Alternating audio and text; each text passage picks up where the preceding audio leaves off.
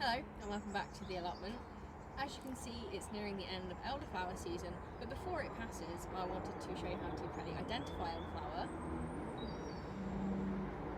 and later I will show you how to make an elderflower champagne. The elder tree is commonly found in hedgerows. The older wood is light brown and spotted, whilst the younger shoots are green and will bear fruit in the next season. The leaves are almond shaped with fluted edges and in sets of 5 or more. Avoid climbing the elder when foraging, as the wood can be quite brittle. Here is a good example of the flowers just starting to close and turn into berries. The flowers on this head have now closed and completely turned into berries. These will turn a deep purple a little later on in the year, and the stems will have a red tinge. This is an elderflower that is ready to be picked. You can easily harvest it by using scissors or secateurs. Here is a closer look of the front and back. For the elderflower champagne, you will firstly need to pour 2.25 litres of water into a pan. Next, you'll need to measure out 300 grams of sugar and then dissolve this in the water. Once the sugar has dissolved, you can add in half a teaspoon of citric acid. Not only will this help with the preservation of the elderflower champagne, but it will also add a little bit of extra zing. These elderflowers were frozen and used the next day, which is why they appear darker than they usually would. They would actually retain their original colour if you make it the same day.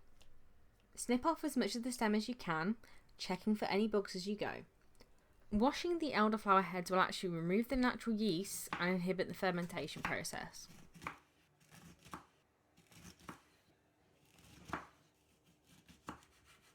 Cut and add in your lemon, although try and avoid splashing your mister behind the camera.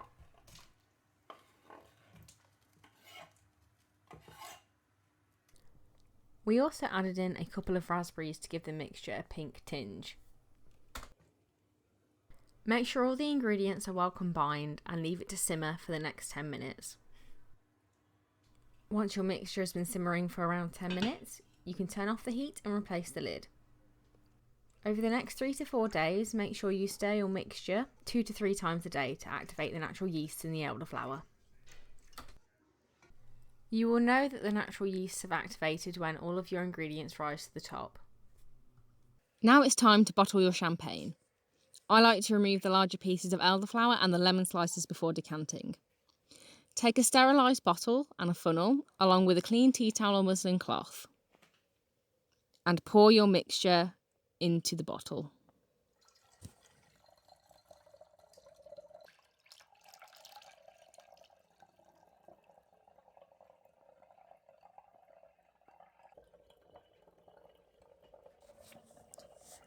Don't overfill your bottle, as you'll need the space for the gases to escape.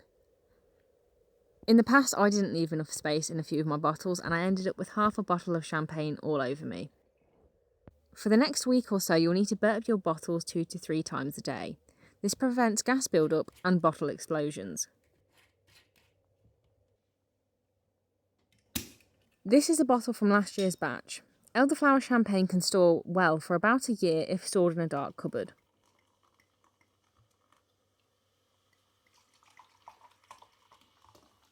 Now all that's left to do is enjoy the fruits of your labour. Cheers!